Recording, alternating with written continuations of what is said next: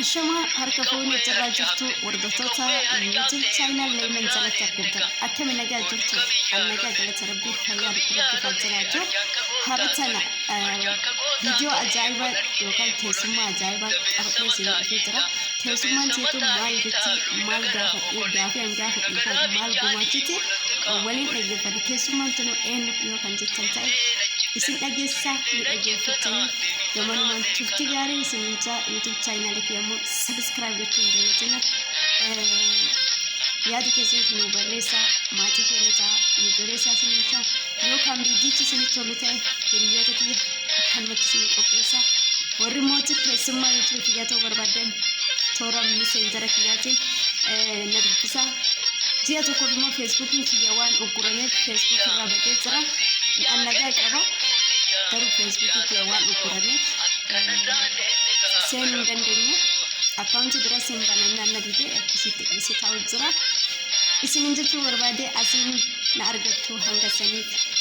nagaarra naa tura gama yaada keetitti ceena. Ashamaa jirtu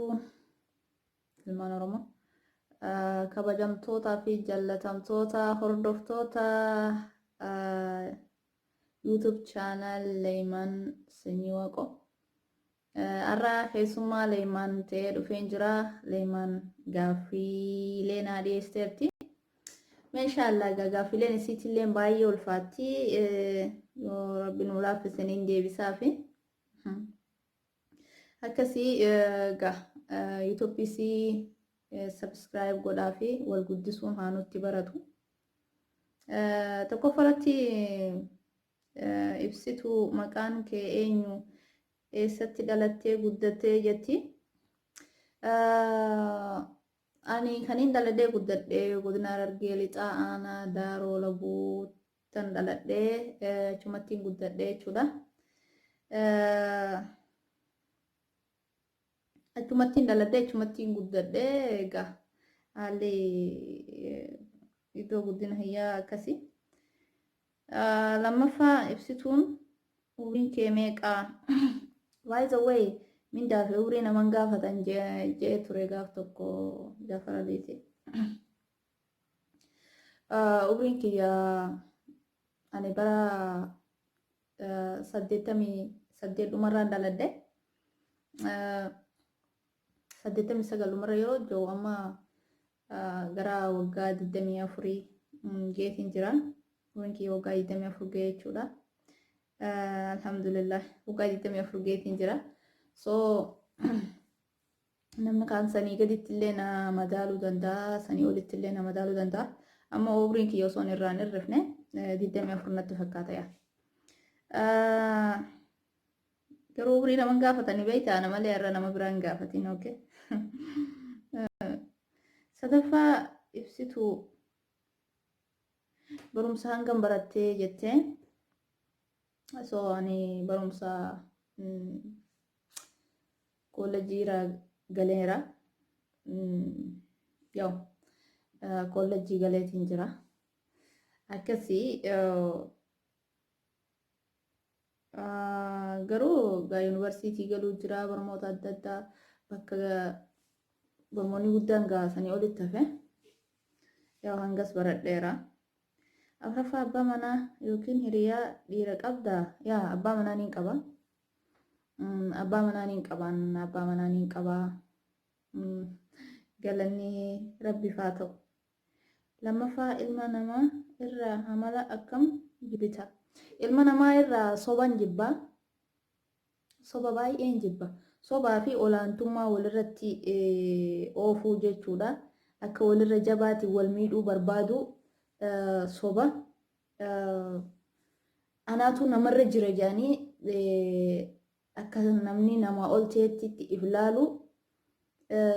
if dhaatu yookaan if guddisuu jaalachuu nama xiqqeessanii if guddisuu jaalachuu ilma namaarraa saniin jibbaa sharafa ilma kun shanafaadha jaaffaa ilma namaa irraa amala akkamtu sitti tola ani ilma namaa nama hin sobne nama ifiin boonu nama eenyummaa isaatiin boonu kasoban dubbannee fi nama naman tuffanne nama naman tuffanne anaatu nama oli jee nama akkasitti sammuu isaa keessatti hin godhee nama hin qabne akkasuma nama haadhaa fi abbaa ofii kabaju maatii ollaa fira biyya hiriyaa abbaa isaa akka abbaa isaatitti hiriyaa obboleessa isaa akka obboleessa isaatitti nama kabajuun jaaladha.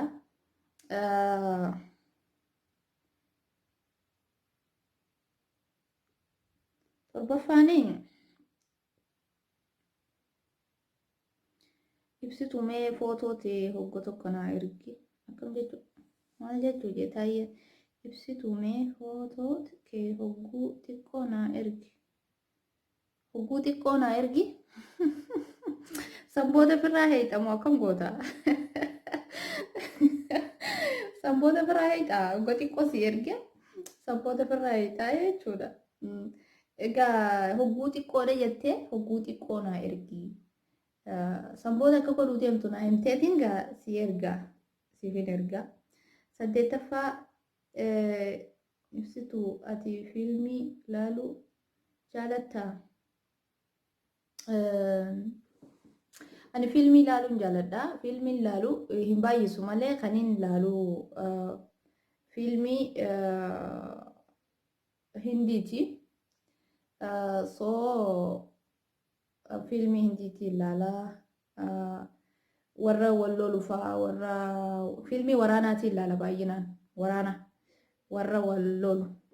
warra wal tumuun ilaala.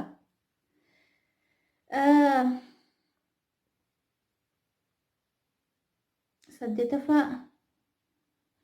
9ffaa ibsituu mee hidhii kee naa ergi ibsituu mee hidhii kee naa ergi akkam jechuu hidhii kee naa ergi hidhii akkamitti si erga kana waan beekoni kanti si ergu hidhii tiyya suuruma tiyya irraa muradhu yoo barbaadde. 10ffaa ibsituu mee yoo dhugaa naa jaalatte paaspoortii feesbuuka keetii naa ergi kana tasuma waan hin goone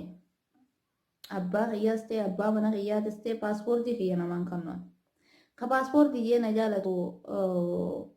haa dhabamu ani paaspoortii namni yoo na jaalate akkuma biraan na jaalachuu malee paaspoortiidhaanis na kannii siin jaaladha yoo naan jee waliin galluuf abbaa mana kiyyaatiinis waliin gallu paaspoortii kiyya abbaa fedheef hin kennu kana siin kennu jechuudha. 11ffaa ibsituu hawwii kee